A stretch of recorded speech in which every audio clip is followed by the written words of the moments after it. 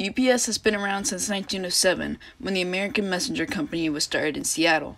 Just to put it in perspective, in 1907, the first Ford Model R was produced, Hitler's mother had died, and Oklahoma was admitted into the Union. The UPS company only started with $100, and they originally set up shop under a tavern. They started out on bikes and on foot, making their first deliveries. In 1913, merged with a competitor, giving them their first vehicle. One company said, "Hey, I think it should be dark brown." So they said okay, and it was dark brown. The car was a Ford Model T. The company expanded from Seattle to Oakland, California, and then on to Los Angeles. By 1953, they had a headquarters in New York City and are delivering public packages instead of company packages. At this point, they were competing with the USPS, which was crazy. Not until 1975 did UPS finally have a main service in the lower 48 states. In 1988, UPS Airlines operated from a main global hub in Louisville, Kentucky, and by the early 21st century it ran a fleet of more than 200 jet aircraft. FedEx was started by Frederick Smith in 1965, a Yale student. Frederick composed a system significantly designed to accommodate time-sensitive shipments such as medicine, computer parts, and electronics. Frederick's professor didn't see the impact to the paper and basically said it was trash. In 1971, following a short stint in the military, Smith bought controlling interest in Arkansas Aviation Sales, located in Little Rock, Arkansas. This would be the start of FedEx, the company. Company headquarters later moved on to Memphis, Tennessee, just across the Mississippi River. Memphis was a booming city at the time. Memphis was chosen because of its central location within the U.S. and because Memphis International Airport was rarely closed due to bad weather. The airport was also willing to take the necessary improvements for the operation and add additional hangar space, which was readily available. Fred said yes, and the company expanded without regret.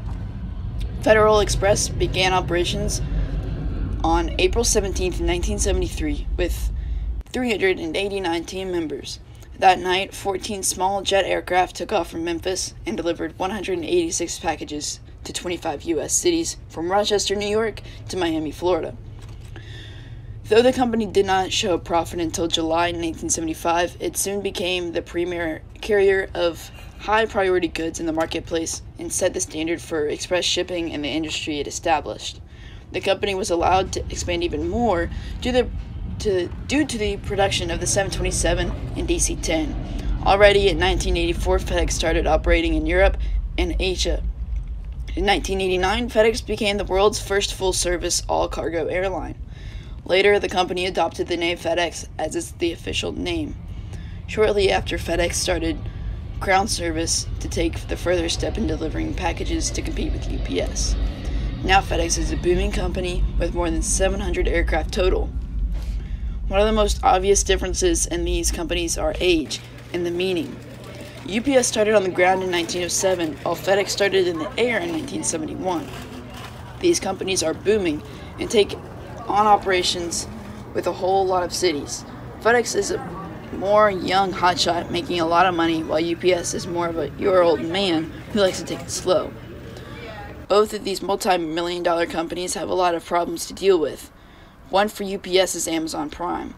Amazon Prime is supposed to take over 40% of all UPS's operations. For FedEx, it should be less than 3%. The rising monster is Prime. It shouldn't be a big issue for FedEx, but UPS has to watch their back. Because of FedEx, cargo traffic makes Memphis one of the world's busiest airports at 3 to 4 a.m. After that, it's a ghost town. The sky is quiet in Memphis. Then, at 9 to 11 o'clock, the airplanes come back from their spoke airports into land in Memphis. From 2 to 4 o'clock, they take off to go back to their spoke airports. Then from 8 to 11 o'clock, they arrive back, just to do it all over again. The cargo industry is supposed to be doubling in the next 10 to 15 years, due to everyone buying their goods online. And FedEx, and Prime, and UPS are shipping them. More and more, the next generation aircraft are coming into these carriers' fleets. UPS have several 747-8s and 747-400s, which you may have seen, while FedEx has more 777-200 freighters.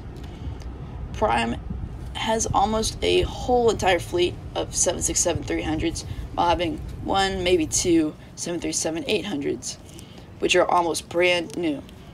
FedEx is expanding with their global operations by ordering new 777s almost every month, with hubs in Shanghai, Oakland, Indianapolis, Anchorage, and of course Memphis.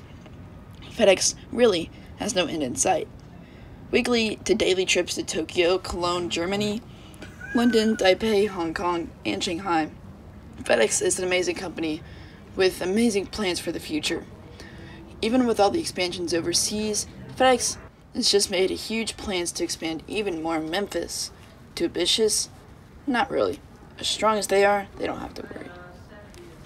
Amazon Prime is not really that big of a deal right now, but could be in the long run. With flights to almost every major city in the United States, growing is definitely something that they're going to have to happen. Dave Clark says that by the end of 2021, 70 aircraft will be in our service, unquote. Is that a big deal? No. But again, it could be later.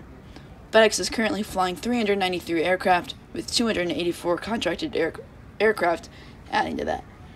Overall, the shipping is a worldwide thing and happens to every business, and that's going to get crowded up there soon in the sky. So think of this every time you buy next to 1 or 2 day shipping. One thing I didn't mention is that FedEx is now competing even more on the ground with having a stabilized enterprise in the air, rolling out their new drones. Amazon Prime and FedEx have their own drone battle. Now think of that. This is unscripted, by the way. I'm just thinking of this. If you think about it, is UPS going to roll out drones? Or is FedEx and Prime just going to beat them at that? And is FedEx and Prime going to have to battle it out and totally forget about Prime, or, UPS? That's something that's very interesting to think about. Is UPS going to slowly but quickly fade away? That's something that, only the future can tell.